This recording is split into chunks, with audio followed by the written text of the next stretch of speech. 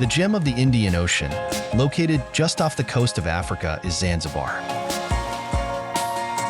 A heavenly island that has belonged to Tanzania for over half-century and attracts 150,000 tourists every year. Hello everyone, welcome to the Mbezo boat. I am Margot and I am going to dive with the 4 other divers. Margot, 25, has a dream life. She left her homeland Brittany 5 years ago to become a diving instructor in Zanzibar. No matter how long I've been doing this, I still love it as much as I did before, really as much. It's very beautiful. Whether you're snorkeling or diving, you see fish everywhere and you can never get bored of that. I am very lucky to have found this job. Margot's daily routine is sailing on these deep blue waters and accompany tourists on an unforgettable underwater adventure. If I make this sign, it is because there is a small sand snake, and if you are lucky enough, you will even see turtles. Today's dive spot is the little island of Nemba, a treasure rumored to belong to the billionaire Bill Gates. Above all, Nemba is one of the world's most beautiful coral reefs. Margot's group prepares for a 40-minute dive.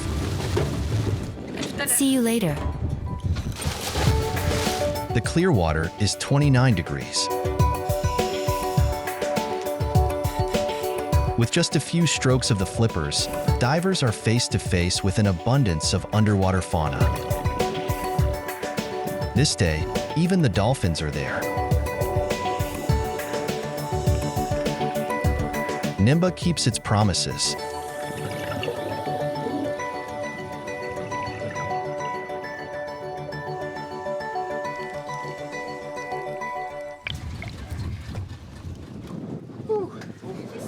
Good. Turtle. I saw a turtle, a big turtle, and a frogfish. We work and we come out of the water every day with a big smile, because we've seen really cool things.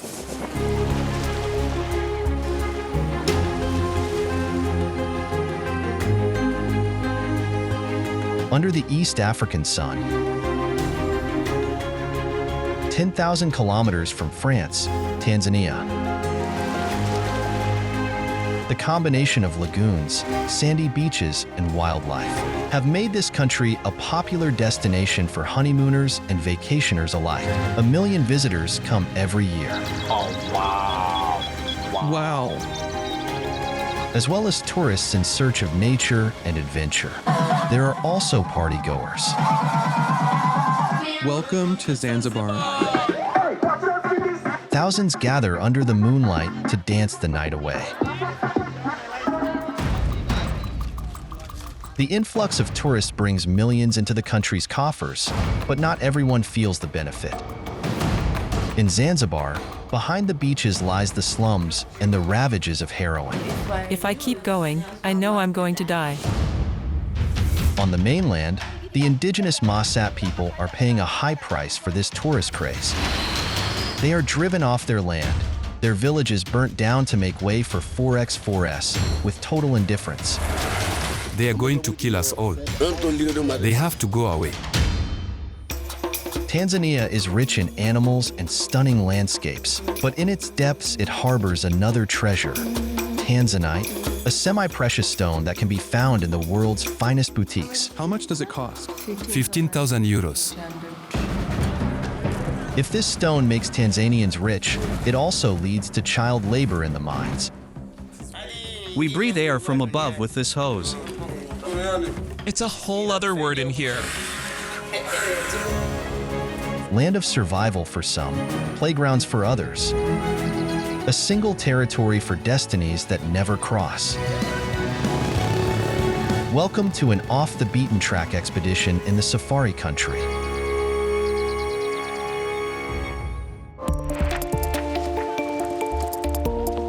One of Zanzibar's landmarks, a hotel with its feet in the water, transformed once a month into a party temple. Ali, Do you remember where are the headphones of the DJ? Okay, do me a Test it, please. Test. If we have to rush to town, there's only 1 hour left. 1 hour. Ali is the boss of this place. which is the best known on the island. It's not bad like that. In just a few hours, he'll be hosting one of the biggest parties around, a full moon party. Our full moons are important. We have the second biggest holidays after Thailand. It is my reputation that is at stake, so I'm making sure that everything's smooth. Tonight, Ali will be making his presence felt once again. For each of his parties, he doesn't really look at the expense. To organize this evening, it cost me 15,000 euros. It's very expensive, but it pays back. Many hotels are trying to do the same. Last week, a hotel organized the same party on the same day as me. And guess what? They only had 10 people. If I'm having a party, there's no point in having another one. It's not going to work. The DJ, Ali didn't hesitate to bring him over from the US just for 4 hours of mix. That's my wife. Nice to meet you. Antonio. Are you from the United States? Wisconsin. Ah, Wisconsin. His wife Sonia is French. Her story with Zanzibar began 5 years ago. While working with communications in Paris, I will never forget how I felt when I first arrived. It was in the morning and I was with my friend Gabrielle. When we reached the top of the staircase to our rooms, we saw this magnificent view with the turquoise waters. We then did the glory dance because we found the squat. Sony has fallen in love with the view, but especially with the king of the fair. I remember a beautiful woman who came to my hotel and never checked out. She needs to pay me a lot of money when she wants to check out. I knew right away that she would become my wife. While Ali fell in love at first sight, Sonia had her doubts at first. Ali lived between New York and Zanzibar, and his gangster style wasn't really to her liking. When I first met him, he was the boss of Kendwa. He had his small kingdom with all its fancy side. No, that's not who I am. I'm going to go my own way. Ali made no mistake. 6 months later, the couple got married on the hotel beach. 4 years on, Ali and Sonia are the proud parents of 2 boys. Royan is 4 years old and Solal too. Did you paint today? No. In a few months, a girl will join the family. Today, Sonia lives in this big house and has the life of a princess with her own staff. The villa has its own access to the sea and a private pool. With the arrival of their 3rd child, the Party Kings had a small palace built. We call it the house of our dreams. Indeed, it is big. How big? Let's say 900 square meters of living spaces, without the exteriors. Our room is 100 square meters. If we compare that to Paris, for the same price, I get a 30 to 40 square meters apartment. That is the luxury.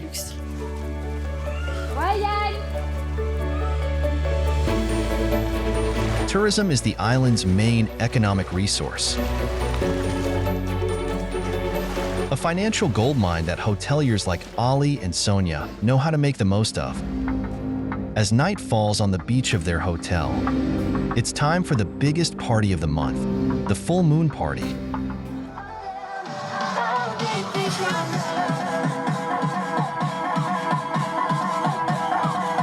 To set the mood, Ali has planned it all.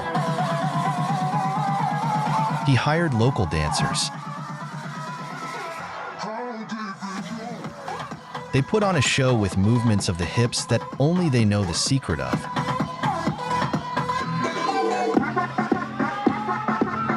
€10 for entry and €5 for a drink. The bar is always full.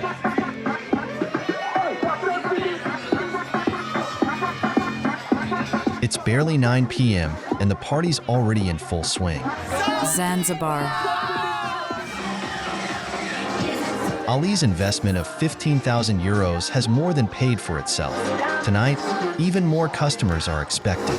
Till now, I would say that we are around 300 to 400 people. I'll tell you in an hour. Even 6 months pregnant, Sonia is on board. We are spoiled. We have a nice party, with nice vibes. The artists performed their show. We are quite happy.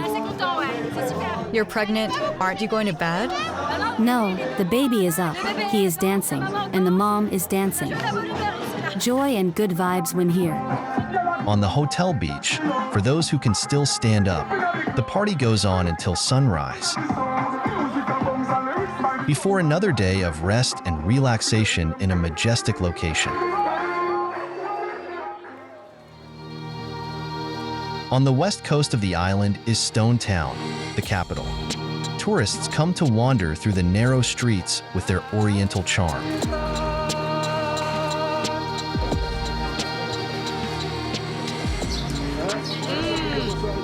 Until the end of the 19th century, Zanzibar belonged to the Sultanate of Oman.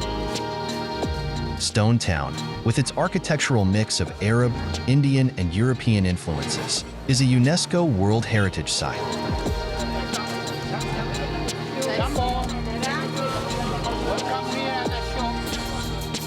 Known as the Island of Spices, Zanzibar enchants visitors. That's cardamom, that's cinnamon, that's clove. Just a few steps away from the colorful, fragrant city of Zanzibar, you'll find a completely different reality. Many inhabitants live in shanty towns with no water or electricity, where rubbish piles up, spreading cholera epidemics. More than half of the population lives below the poverty line. The island has another plague: heroin. The United Nations Office on Drugs and Crime is concerned about the porosity of borders in this region of East Africa and the scarcity of controls at sea. The former spice trading post has become a strategic stop on the drug route. It comes from Pakistan and Afghanistan, then heads off to America and Europe. In April 2014, the International Naval Coalition Task 150 intervened off the coast of Zanzibar. It fights against trafficking used to finance terrorism, such as drugs. That day, they boarded a suspicious boat. The military discovered more than a ton of heroin in the boat's holds. If sold at street prices in Europe, the product would have brought in 160 million euros. The island is awash with drugs. A dose costs less than 50 cents. No woman, no cry. Suleiman is an ex-addict who has been clean for 10 years.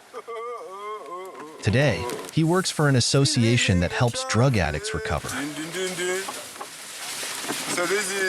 This is Kodemba.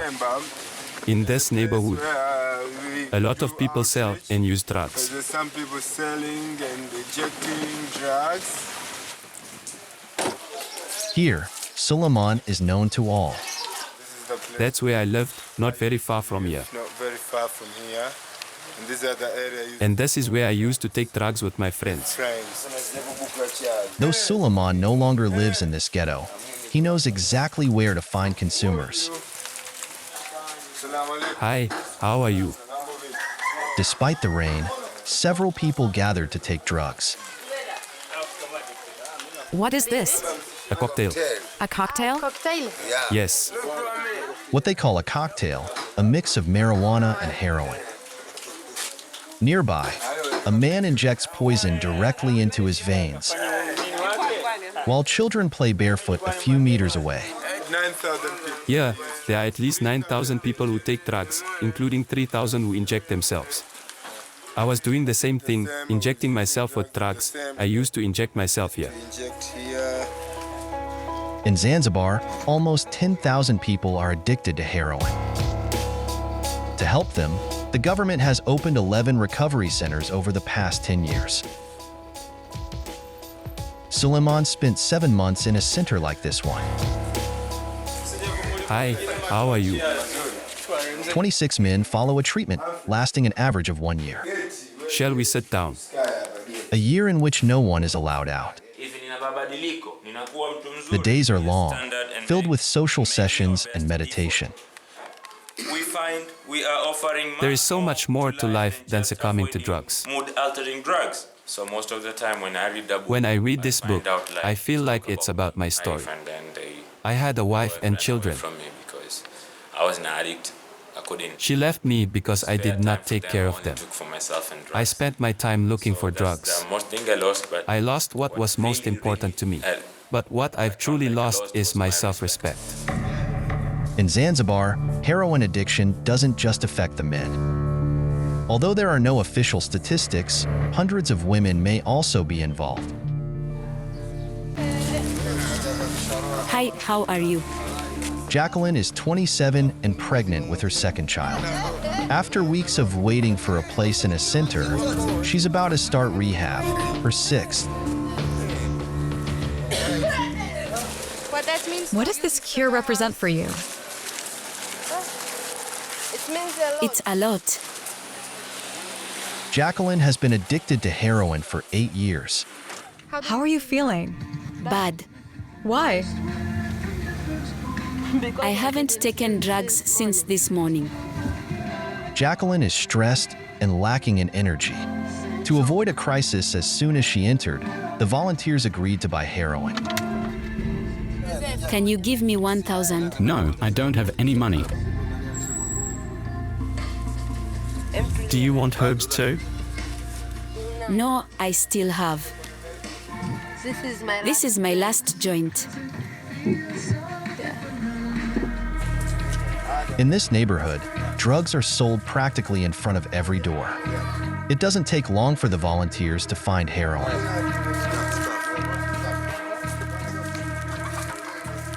Jacqueline smiles again.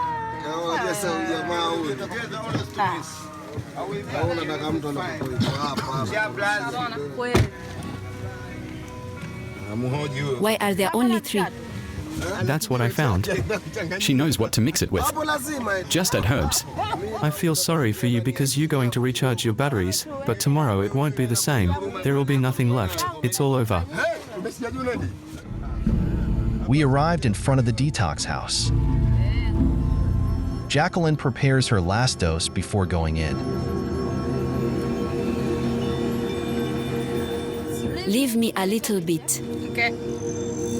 The young mother locks herself in the car for a last moment alone for almost an hour. When she comes out, it's almost dark. At the center, Jacqueline meets up with girls she used to know well, the same friends she used to do drugs with.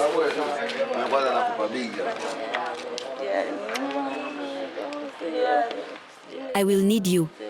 Don't worry, you'll be fine. Don't cry. Give me courage. Don't cry, baby. I was with her last time. Before she came here, she looked like a thin old lady, full of anxiety, stress, and problems. Now look at her, she is really beautiful. Drugs are really bad. It's very bad.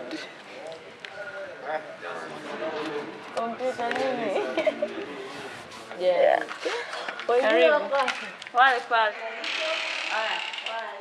The young mother will sleep in this room with other women. Each time a guest arrives, his or her belongings are carefully searched to ensure that no drugs are brought into the house. Because it's dangerous even for them if I have. We do this because it's dangerous even for them. Things can fall apart back again even after being clean for several months. So I'm back here. I am here to learn a new way of living. A new way of life. In condition I am. Because as you can see, I am pregnant. So I have to choose. I have to choose between life and death. If I keep going, I know I'm going to die. For Jacqueline, it's the start of a long battle all over again.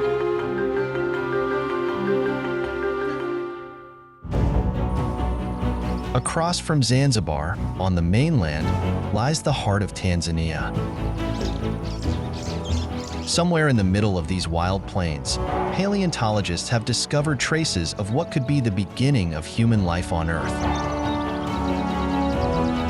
This region is known as the cradle of humanity.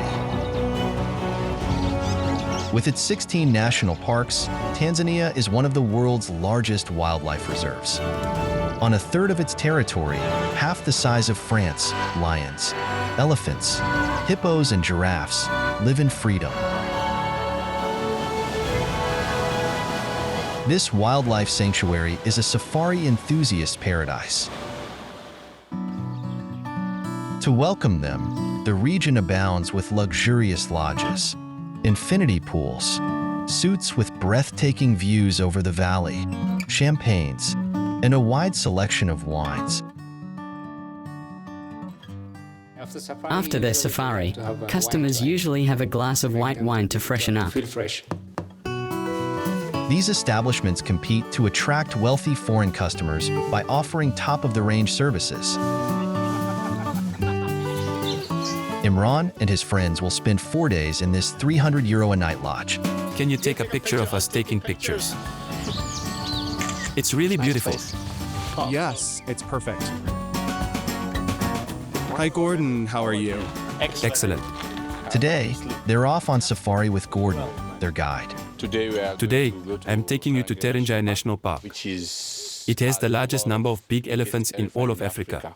I hope you will like it. You're going to enjoy it. Sounds good. Sounds good, man. This 3,000 square kilometer park is named after the river that runs through it, the Terenjai. These green grasslands are home to huge herds of herbivorous animals. Wow! It's pretty cool. It's the first time I see it this close. Imran and his friends come from Dubai, a 5-hour flight away. This is their first vacation in Africa. We went to something different. We wanted to do something different to get out of the city and go on an adventure. Good idea, something adventurous. There is a big elephant there. Oh, wow. Wow. Be careful, he is approaching, he will charge us. They can live between 60 and 65 years if they are not hunted first. Not threatened. These breathtaking spectacles of life in the wild, which entertain tourists, claim collateral victims. The Maasai.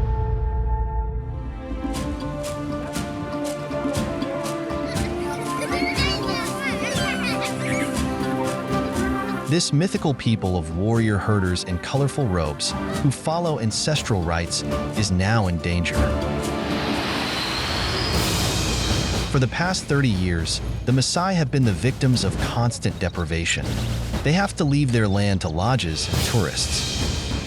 One of the most striking cases is the sale of their territory by the government to a private United Arab Emirates company close to the Dubai royal family. Maasai lands are now a private hunting concession for Gulf sheiks and millionaires. These images from 2009 show the Maasai who were evicted. I have the impression that our government values Arabs more than us, Tanzanians who were born here. They refused to leave, so the authorities intervened and villages were burnt down, with 3 locals reported dead and dozens injured. In 2014, the Tanzanian government plans to give more land to this company. The European Parliament took up the issue. We condemn the illegal displacement of local rural communities, the destruction of their villages and traditional way of living, and the violation of their fundamental rights. A man agreed to take us to the place where the wealthy clients of the United Arab Emirates stay during their hunts. To ensure his safety, you won't be able to see his face. We'll call him David. If we get arrested, just say you're tourists. Who are you? Tell them you are the tourists. Because they don't want journalists. You know, it's a very sensitive subject. What happens to the journalists who go there? They were arrested. So, is it also risky for you to accompany us? Of course, yes, I am taking the risk. We hit the road for 35 kilometers of dirt track. The camp is behind that mountain over there. We passed through Maasai villages that are still resisting the expropriation. So all the village we have Are all the villages we're passing through illegal? Not for me, but the government signed an agreement with the Arab Emirates company, and so it looks like it. The Maasai are no longer allowed to graze their herds here. Some people were shot because they were doing it. We call it Arabia, the land of the Arabs, because they do what they want. They expropriate us and hunt animals. They chase lions with a helicopter pushing them here and shooting at them. A 4x4 on the road worries our driver. Be careful, put your camera down, they are guards. They work for them. After a few kilometers, the 4x4 pulls up. We're approaching the hunting grounds. You see the greenhouse, that's where they put their vehicles. It is protected by electrical wires. So that we can film the entrance, David pretends to be lost to a guard. I am worried there is mud. What road can I take? Straight ahead and after the village, then take the bridge. Two armed guards are behind the gate. They're holding the guns. You see the meat. They dry meat on the left after hunting. When the rich people from the Gulf arrive, they bring friends and Indians to cook for them and all. People and the Lord who they come to cook, everything, everybody. It's not that fancy for a royal family. Here it's the stuff, the rich go elsewhere. I'm going to show you.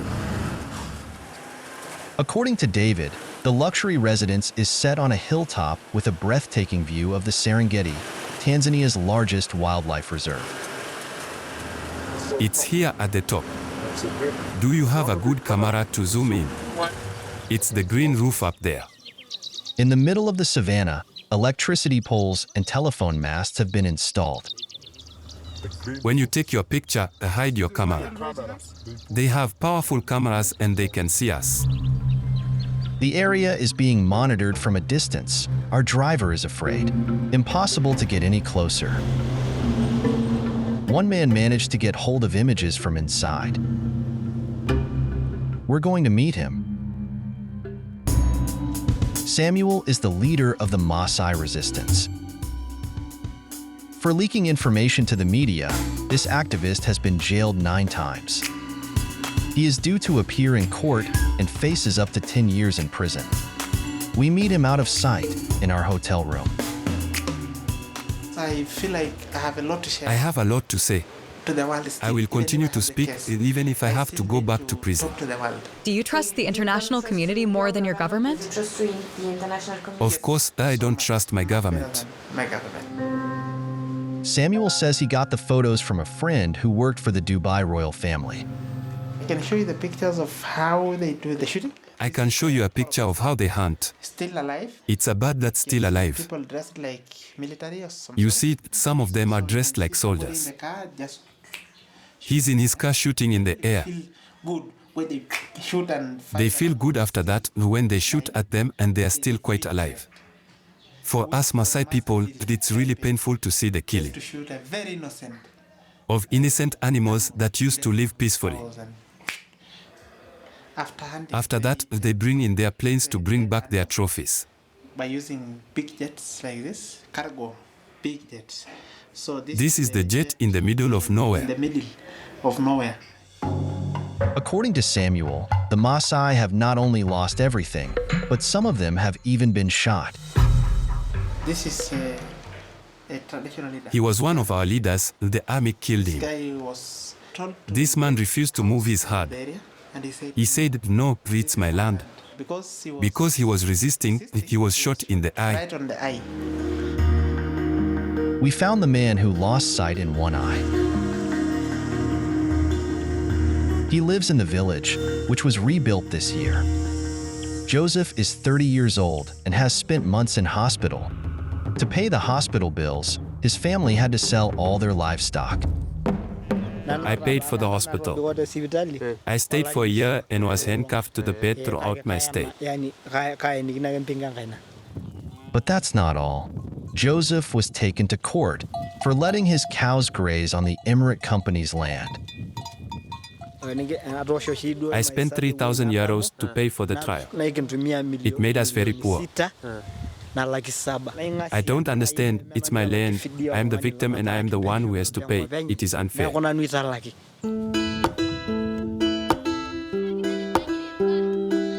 Before we leave, Joseph's father wants to talk to us. We want to ask the white people who are on our side to help us defend ourselves against the Arabs. Because if not, they are going to kill us all. They have to go back to Dubai. Let them leave our country. It is our land and it belongs to the Maasai.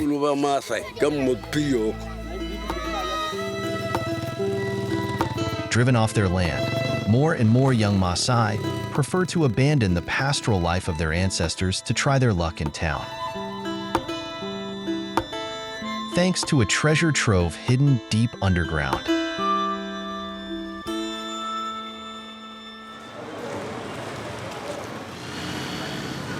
Arusha is Tanzania's main tourist town, with dozens of hotels packed with tourists.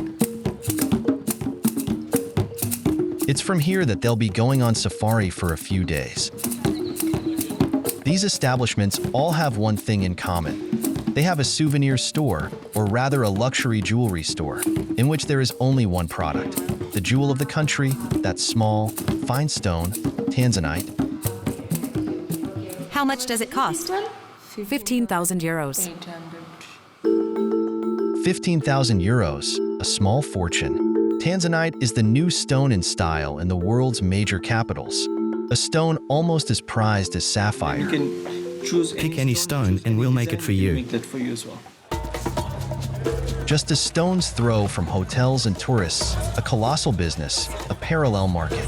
In the streets rub shoulders with Tanzanite buyers, small sellers and wholesalers. Barely out of the car. Do you want Tanzanite? Several vendors approach us. We film with a hidden camera. Prices are 3 times lower than in jewelry stores. How much is this one? 180 euros. In the basement of a building, we see a Tanzanite wholesaler. Good morning. Our journalists pose as jewelry designers. The man has customers all over the world. We have customers from all around the world. United States, Germany, Thailand, China, India, and Italy. Did you have French customers before us? I had one last year. Last year? Yeah. I think he bought 20 stones. 20 pieces. 20 pieces. Yeah. They buy the big. A stone like this was worth around 7,000 euros. 7,000 US dollars. You'll see that these stones, on the fingers of Western women, are also the source of a scandal. Are your mines in Arusha?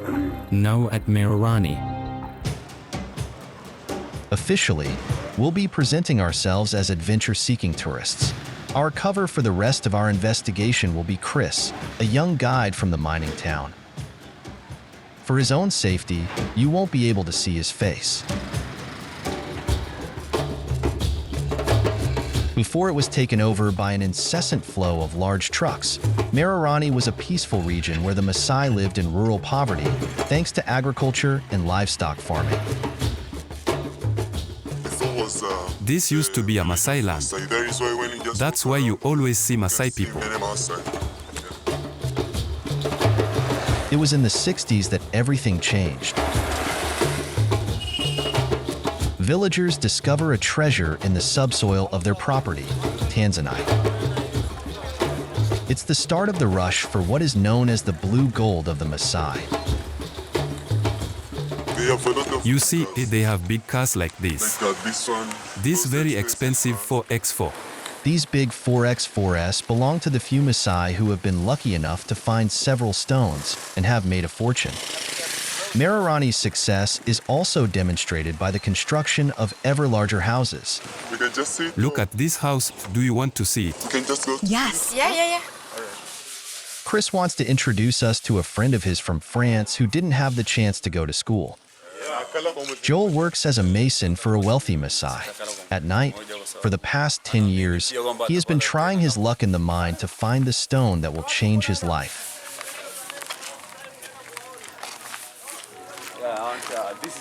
That is too small. Is it too small for you? Yes.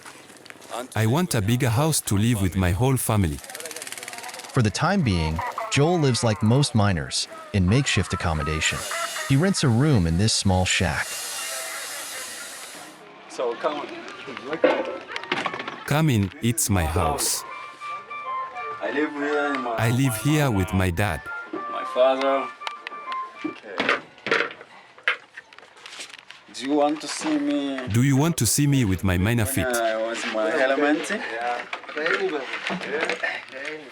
In the mine, Joel risks his life every night. Sometimes people die because of fights. No. Some pull out guns to steal the stones. To find a stone. Did you have any problems? Yes, I've had problems. Do you see these cars? What are they? Fighting because of These are the results of Tanzanite fights. Look at this. It's a stab wound. Wow. I am suffering. The situation is hard now, but I know that one day I will be rich. That is my dream. As night falls, dozens of 4x4s and motorcycles leave the Marirani area, heading for the mine. Chris managed to convince a miner to take us there. We hid in his car. The area is off limits to tourists and journalists. There are over 6,000 people digging. They come at night because it's too hot during the day. It's very hot. This part of the mine belongs to a handful of Maasai because the deposit is on their land. In this sector, no company, no machine, anyone can come and dig in exchange for a share. Do you have to pay for a license? Yeah. Yes, you have to pay 200 euros per year per person. We pass miners, walking to work from the town. Suddenly, a silhouette catches our eye. There were kids there. Is it allowed? Are they allowed to work here? It's not allowed for them. No, it's forbidden. Children have not. The government does not want because they are not strong enough to withstand this work. Those children decided. They go there secretly They spend 24 and sometimes spend 24 hours there. It seems crazy, but they do it without eating or sleeping. Hundreds of children work in the mines. Jumbo! Good evening. What are you doing? We are going to get Tanzanite. How long have you been doing this? I have been working here for 5 years. You look young. I am 16 years old. Some look even younger. These children are starting their night's work. They will descend to a depth of 50 meters with only a lamp on their head. They don't wear helmets or any other protection. The descent is tricky, with a steep slope and zero visibility. Wait, don't move too fast. The floor is extremely slippery and a simple pipe is used as a ramp.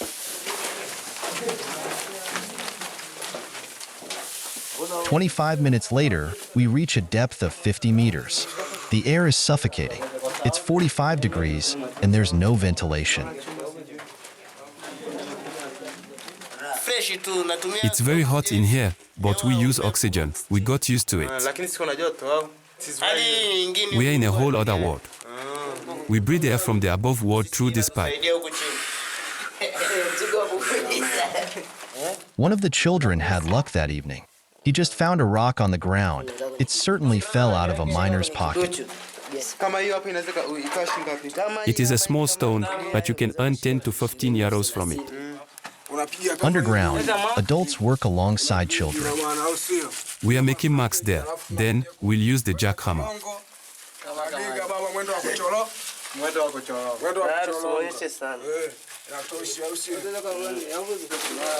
The children have rudimentary tools. They dig with simple pieces of wood.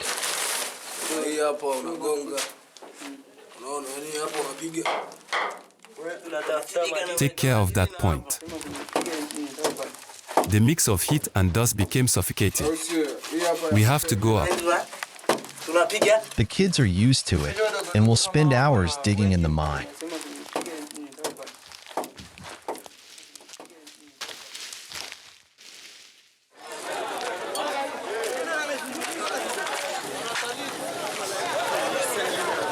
The next day, Chris takes us to the local market.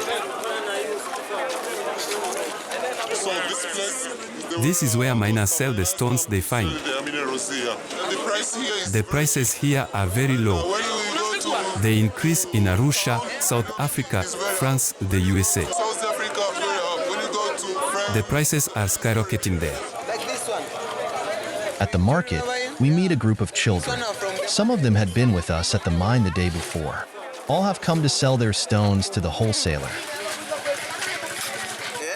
Do you buy from children? Yes, I just bought them like every day. I just bought this. I am going to sell them in Arusha. In Marirani, the majority of people support the work of these children. It is a fatality. It's the only way they can survive because some of them no longer have families. Nor a place to sleep. Brahim is the oldest member of the group. He is 16 years old. We don't go to school anymore. Why? We were not allowed to continue because we had to pay. These kids haven't eaten anything since the day before. We offer them something to eat. How old are they? 10 years old. 14 years old. 16 years old. 15 years old. 15 years old. Brahim has been working in the mine since he was 11. He no longer has any contact with his parents. He earns between 5 and 10 euros a month from Tanzania. Why are you working here? That is life. I haven't seen my parents since I was 5. Life is hard every day in here. You have to fight to find a way to eat. Have you seen where I live? I have no other choice. Simon, in the white tank top, is the smallest of the group. He's 10 years old. He too has just stopped going to school as it's now fee-paying. He begins his career as a miner. This is his home, which he shares with 2 other children. Where are your parents? I was born here. My mom left a long time ago looking for work. She did not come back. And your dad? I don't know where he is. Like Brahim and his friends, 3 out of 4 children in Tanzania do not go to secondary school, and 1 out of 5 works. You'll discover that some young Tanzanians face an even more dramatic fate.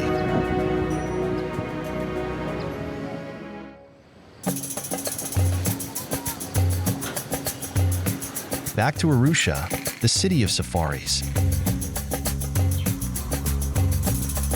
Chantal arrives straight from the south of France.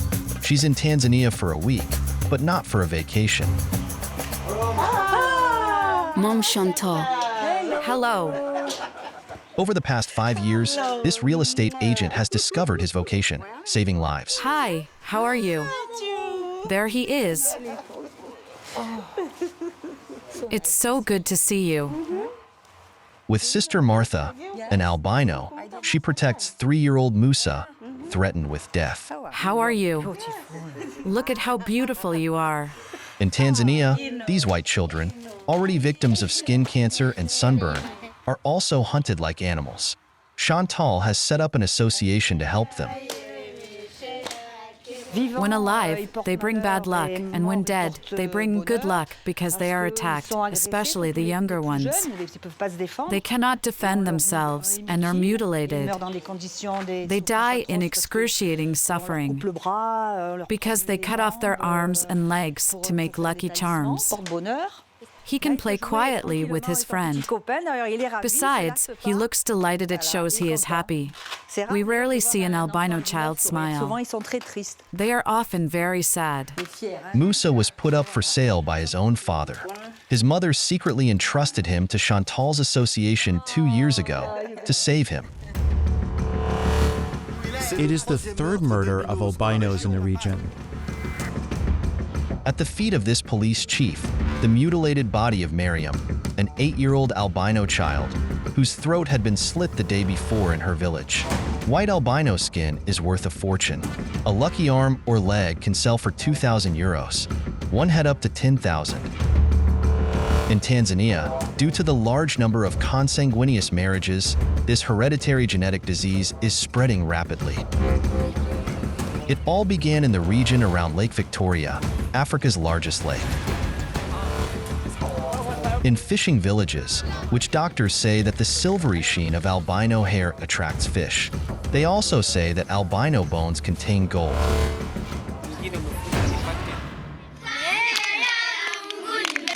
A 2-hour drive from the lake, 60 children live in this isolated center.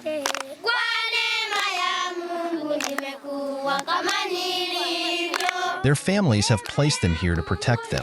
One of the people authorized to visit them is Josepha Turner. He is a politically committed activist. That's sugar. 15 kilos. You can no longer say that you don't have any more. For the past 10 years, Josepha has been a spokesperson for various NGOs, fighting for the protection of his minority. Sister Helena, 44, runs the center. Originally from Tanzania, she left her job as a nurse in the USA to devote her life to albino children who have suffered trauma like Tito. His name is Tito Madirika. If you can see his Look at his arm. the killer and the mother. The killer tried to pull this child out of his mother's arms. Killer pulled a little. He removed a large piece of skin from him. Take it off and He tried to kidnap him, whole person.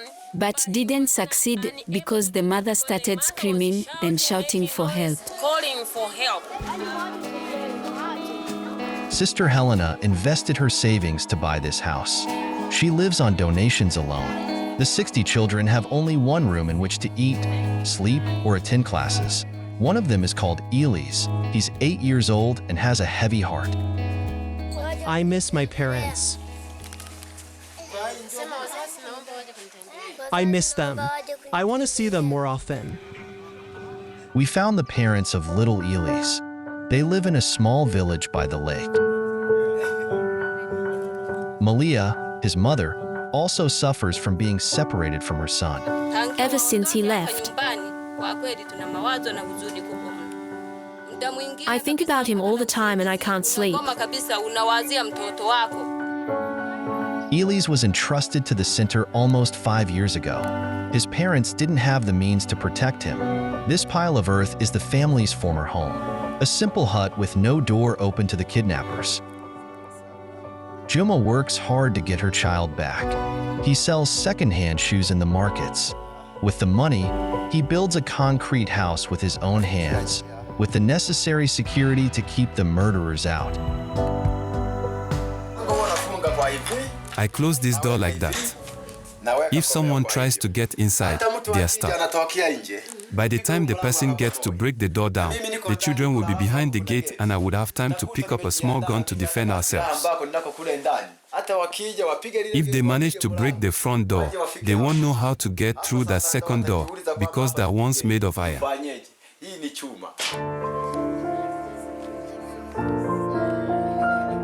Little Elise could soon return home.